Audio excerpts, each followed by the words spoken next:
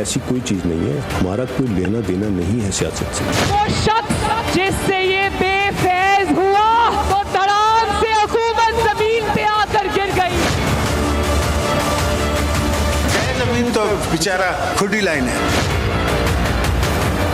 सियासी पार्टियों से ये दरख्वास्त है कि फौज को सियासत में मत घसीटें। कोर कमांडर पेशावर से मुतालिक हालिया बयान को इंतहाई नामुनासिब करार दे दिया। DG ISPR major general Babar Iftikhar कहते हैं कि पेशावर कोर पाकिस्तान आर्मी की एक मुमताज फॉर्मेशन है। 2 दहाइयों से दहशतगर्दी के खिलाफ कौमी जंग में हरावल दस्ते का किरदार अदा करती रही है। फौज को सियासी मुदाखलत की दावत देना इंतहाई गैर मुनासिब है। आईन और कानून के मुताबिक फौज को सियासत से दूर रहने के ऑर्डर्स हैं।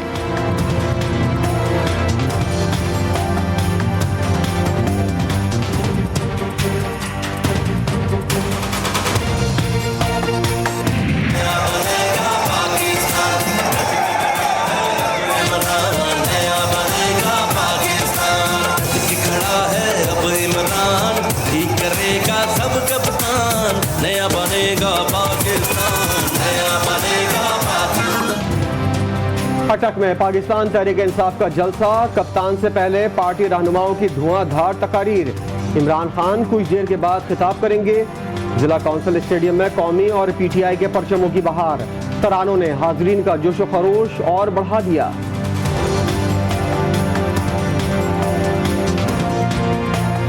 आसफ जरदारी कहता बाइडन तो मेरा दोस्त है, हाय क्या बाइडन मेरा यार है, मुझे उसने बताया ही नहीं कि मरासला भेज दिया है। अटक जलसे में साबिक विफाकी वजीर शेख रशीद का धुआंधार खिताब। आसिफ अली जरदारी, नवाज शरीफ और शहबाज शरीफ को हदफ तनकीद बनाया। कहा, आसिफ अली जरदारी कहता है कि बाइडन तो मेरा दोस्त है। राना सनाउल्लाह कहता है कि इमरान खान की कॉल पर आकर दिखाओ। राना सनाउल्लाह, सुन लो, इमरान खान लोगों के साथ इस्लामाबाद आ रहा है। पाकिस्तान के आधे रिजर्व्स खत्म हो गए, डिफॉल्ट होने जा रहा है।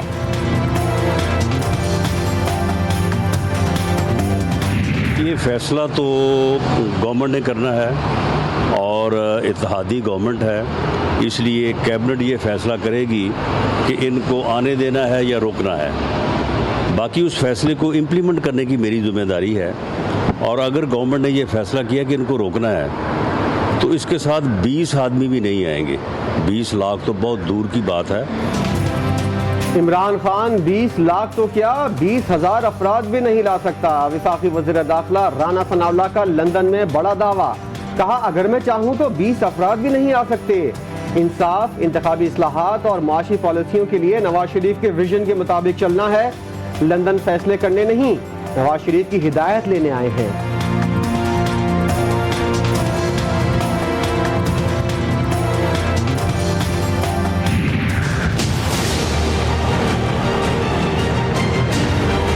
अदम एतमाद का एक रात पहले मुझे एक पैगाम पहुंचाया गया, एक धमकी दी गई कि हम फौरन इलेक्शंस माने या मार्शल लॉ होगा। ये धमकी एक हुकूमत का वजीर ने हमारा एक साथी के थ्रू मुझ तक पहुंचाया। अदम एतमाद से एक रोज पहले फौरी इंतखाबात या फिर मार्शल लॉ की धमकी दी गई। साबिका हुकूमत के वजीर ने पैगाम मुझ तक पहुंचाया। कौमी असम्बली में इजहार ख्याल करते हुए वजीर खारजा बिलावल भुट्टो ने कहा कि हमें कोड ऑफ कंडक्ट पर इकट्ठा होना होगा। अगर एक ज़ाब्ता कार पर सियासी कुव्वतें इकट्ठी नहीं होंगी तो फिर अगला इलेक्शन खूनी होगा। अगर हम जमहूरी रवैयों पर यकीन नहीं रखेंगे तो फिर तुम भी बंदूक उठाओ, मैं भी।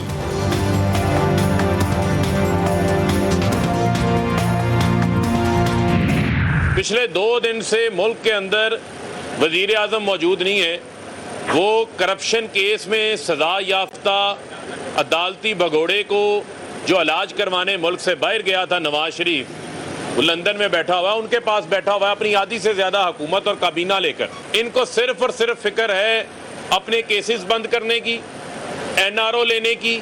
और आज आप देखें सबसे बड़ा NRO सामने आ गया कि FIA अदालत में FIA कहता है कि हमने ट्रायल ही नहीं करना। PTI ने बिलावल भुट्टो से धमकी आमेज पैगाम पहुंचाने वाले वजीर का नाम मांग लिया। फरूख हबीब कहते हैं बिलावल भुट्टो कहते हैं धमकी दी गई तो उस वजीर का नाम भी लेते। पूरी काबीना अदालती भगोड़े के पास लंदन में बैठी है। तारीख गवाह है, बहुत से तफ्तीशी हुक्काम को रास्ते से हटा दिया गया। जरदारी फजलुर रहमान का बोझ उठाकर नून लीग ने सियासी खुदकुशी कर ली।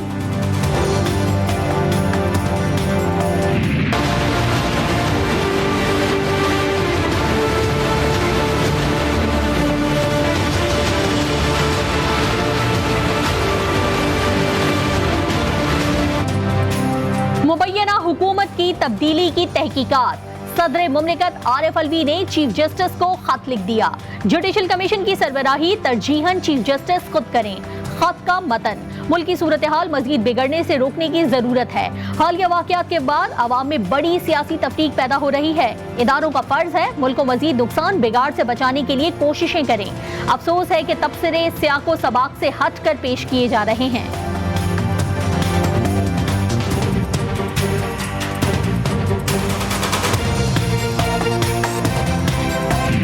70 साल का जो सफर था उसे किस तरीके से इन 3-3.5 सालों में गिरा दिया और हम फिर इब्तिदाई पाकिस्तान के आगाज पे जाके खड़े हो।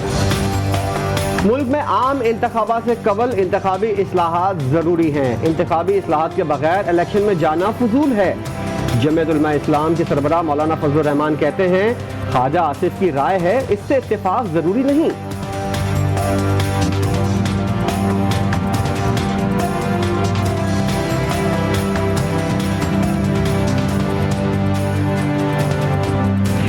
इस वक्त मुल्क जो बहरान में है और जल्द मुल्क की अल्लाह करे हालत बेहतर हो जाए, लेकिन इस वक्त हम पूरी की पूरी डिफॉल्ट की सूरत में हैं। हमारे पास हमारे मुल्क में इस वक्त रिजर्व्स 10 अरब डॉलर हैं। 3 महीने की कम अगर रिजर्व होते हैं तो वो मुल्क डिफॉल्ट की तरफ चला जाता है। क्या मुल्क दिवालिया होने जा रहा है? पीपल्स पार्टी के रुकने कौमी असम्बली के बाद नून लीग के रुकन कैसर शेख ने भी खतरे की घंटी बजा दी। कैसर शेख ने कहा कि इस वक्त ज़र मुबादला के ज़खायर 10 अरब डॉलर्स रह गए हैं। आप इन पैसों को देख तो सकते हैं, इस्तेमाल नहीं कर सकते। जितने पैसे हमारे पास हैं ये 2 से 3 माह के भी नहीं। अगर यही सूरत हाल रही तो श्रीलंका की तरह हम भी दिवालिया हो जाएंगे।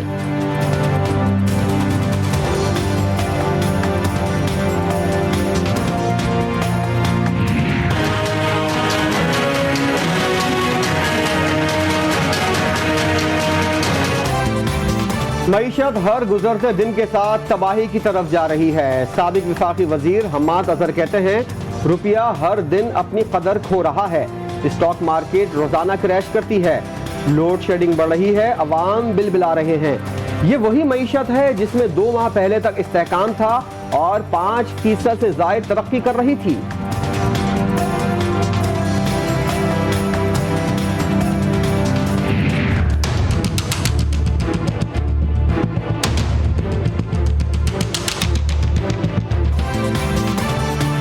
डॉलर आसमान पर और स्टॉक एक्सचेंज जमीन पर आने लगी। डॉलर तारीख की बुलंद तरीन सतह पर आ गया। इंटरबैंक मार्केट में डॉलर 191 रुपए 77 पैसे का हो गया। ओपन मार्केट में डॉलर की कीमत 193 रुपए हो गई। पाकिस्तान स्टॉक एक्सचेंज में भी मंदी का रुझान जारी, कई शेयर्स की कीमत गिर गई।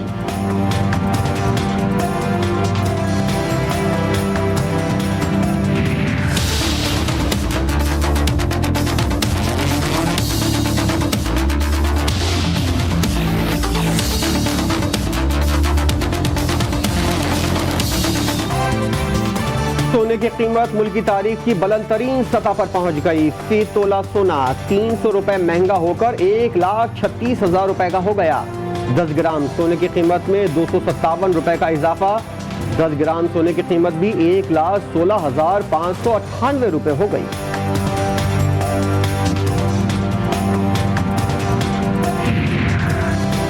पाकिस्तान के लिए नए अमरीकी सफीर डोनाल्ड ब्लूम 23 मई को इस्लामाबाद पहुंचेंगे। अमरीकी सफीर का ओहदा 4 साल से खाली था। डोनाल्ड ब्लूम को सदर बाइडेन ने पिछले साल अक्टूबर में पाकिस्तान के लिए सफीर तैनात किया था।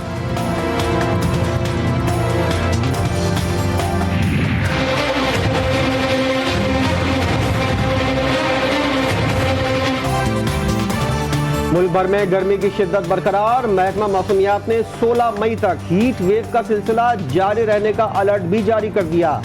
कराची और हैदराबाद समेत सिंध भर में गर्मी का राज। बलूचिस्तान के बेशतर इलाके भी शदीद गर्मी की लपेट में हैं।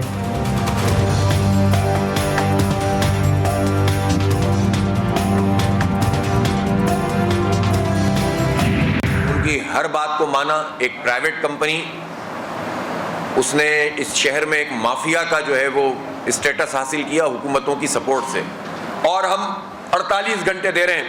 48 घंटे में अगर लोड शेडिंग की ये सूरत हाल ठीक नहीं हुई तो हम हेड ऑफिस के ऊपर धरना देंगे। जमात इस्लामी ने कराची में बिजली की लोड शेडिंग के खिलाफ 100 मकामात पर एहतजाज का ऐलान कर दिया। 48 घंटे का अल्टीमेटम भी दे दिया। अमीर जमात इस्लामी कराची हाफिज नईमुर रहमान ने कहा कि 48 घंटों में सूरत हाल बेहतर ना हुई तो के इलेक्ट्रिक हेड ऑफिस पर धरना दिया जाएगा।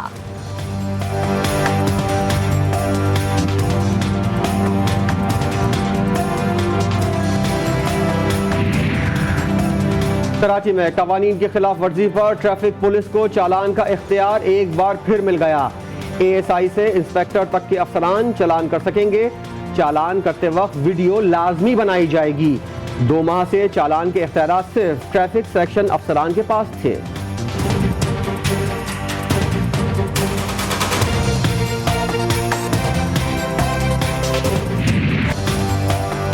कल के हरीफ आज के हलीफ। सानेहा 12 मई को गुजरे 15 बरस बीत गए। फसादात में जाँ बहक होने वाले 48 अफराद के लवाहिकीन आज भी इंसाफ के मुंतजिर।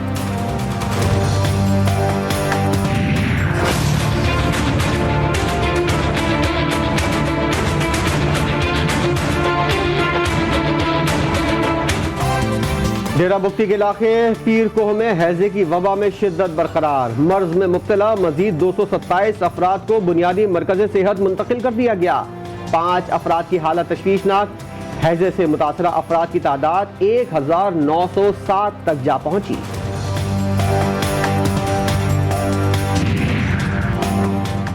अमरीका का पाकिस्तान के तालिबे इल्मों के लिए आला तालीम का प्रोग्राम। अमरीकी इदारे बराए बैनुल अक़वामी तरक्की ने पाकिस्तान के नौजवानों के लिए 5 साला मंसूबे का आगाज कर दिया।